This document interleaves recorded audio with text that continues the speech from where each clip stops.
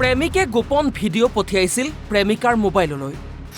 সেই সময়ত মোবাইলটো আছিল প্ৰেমিকাৰ কন্যাৰ হাতত। কন্যাই দেখি ভিডিঅ' দেখুৱালে দেউতাক আৰু খুৰাকক। ইয়াৰ পাছৰ ঘটনাখিনিহে অতি লজ্জাজনক। প্ৰথমে জান মেডিকেল নামৰ এই ফাৰ্মাচীখনলৈ মন কৰক। ফাৰ্মাচীখন আছে নগাঁৱৰ জুৰিয়া বজাৰত। এইজন আকৌ ফাৰ্মাচীৰ মালিক লোকজনক আপুনি নিশ্চয় চিনি পাইছে।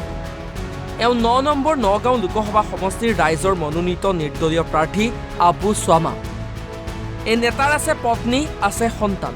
এইবাৰ আহিছোঁ নেতাৰ আচল কাহিনীলৈ। আবু স্বামা এজন দুৰ্দান্ত প্ৰেমিক। অভিযোগ অনুসৰি বিভিন্ন নাৰীৰ সৈতে প্ৰেমৰ সম্পৰ্ক গঢ়ি তুলি এই ফাৰ্মাচীখনলৈ লগ কৰিবলৈ মাতে আবু স্বামাই আৰু ফাৰ্মাচীতে মনোকামনা পূৰ্ণ কৰে। সুযোগ বুজি মাজে সময়ে প্ৰেমিকাৰ ঘৰলৈও যায়। নেতা আবু স্বামাই সকলোবোৰ কাণ্ড নিজ মোবাইলত আবদ্ধ কৰে আৰু পৰৱৰ্তী সময়ত সেই ভিডিঅ'ৰে মহিলাক কৰে ব্লেকমেইলিং। অভিযোগ অনুসৰি তেনেদৰে ৰেকৰ্ডিং কৰা এটা ভিডিঅ' দেখুৱাই এগৰাকী প্ৰেমিকাৰ পৰা ৫ লাখ টকা আদায় কৰিছিল। কিন্তু পিছৰ পৰ্যায়ত মহিলাগৰাকীক পুনৰ লগ কৰিবলৈ বিচাৰিছিল। কিন্তু মহিলাগৰাকীয়ে স্বয়ম্ভু নেতা আবু স্বামাক লগ কৰিবলৈ অমান্তি হয়। সেই নেতা আবু স্বামাই তেওঁৰ মোবাইলত থকা কেইটামান ভিডিঅ' মহিলাগৰাকীলৈ প্ৰেৰণ কৰে। কিন্তু সেই সময়ত মোবাইলটো প্ৰেমিকাৰ কন্যাৰ হাতত আছিল।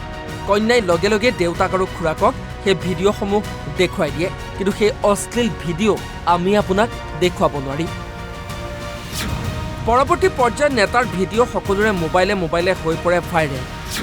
ভিডিঅ' ভাইৰেলৰ পাছতে নেতাৰ কুকাণ্ড এতিয়া পোহৰলৈ আহিছে।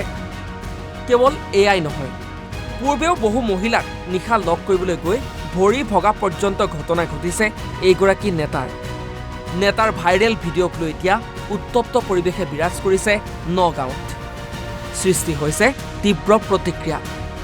অৱশ্যে এই ঘটনাই কি ৰূপ লয় সেয়া পৰৱৰ্তী সময়তহে হ'ব লক্ষণীয়। জুৰিয়াৰ পৰা ছাদ্দাম হুছেইনৰ ৰিপৰ্ট, অসম লাইভ 24।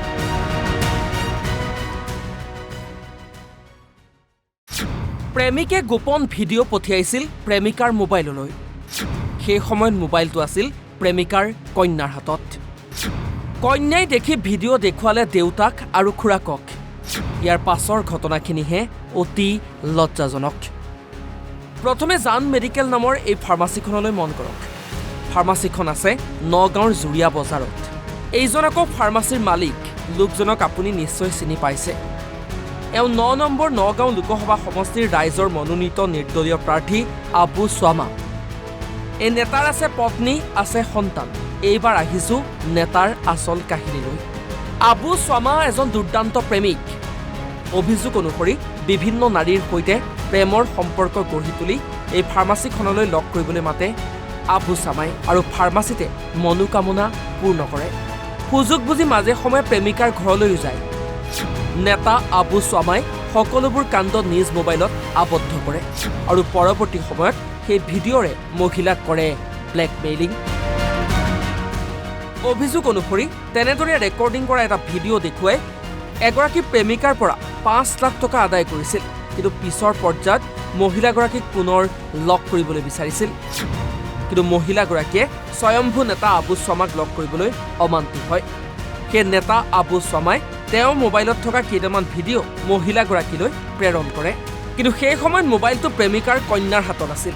কন্যাই লগে লগে দেউতাক আৰু খুৰাকক সেই ভিডিঅ'সমূহ দেখুৱাই দিয়ে। কিন্তু সেই অশ্লীল ভিডিঅ' আমি আপোনাক দেখুৱাব নোৱাৰিম। পৰৱৰ্তী পৰ্যায়ত নেতাৰ ভিডিঅ' সকলোৰে মোবাইলে হৈ পৰে ভাইৰেল। ভিডিঅ' ভাইৰেলৰ পাছতে নেতাৰ কুকাণ্ড এতিয়া পোহৰলৈ আহিছে। কেৱল এয়াই নহয়, পূৰ্বেও বহু মহিলাক নিশা লগ কৰিবলৈ গৈ ভৰি ভগা পৰ্যন্ত ঘটনা ঘটিছে এইগৰাকী নেতাৰ ভাইৰেল ভিডিঅ'ক লৈ এতিয়া উত্তপ্ত পৰিৱেশে বিৰাজ কৰিছে নগাঁৱত। সৃষ্টি হৈছে তীব্ৰ প্ৰতিক্ৰিয়া। অৱশ্যে এই ঘটনাই কি ৰূপ লয় সেয়া পৰৱৰ্তী সময়তহে হ'ব লক্ষণীয়। জুৰিয়াৰ পৰা ছাদ্দাম হুছেইনৰ ৰিপৰ্ট, অসম লাইভ 24।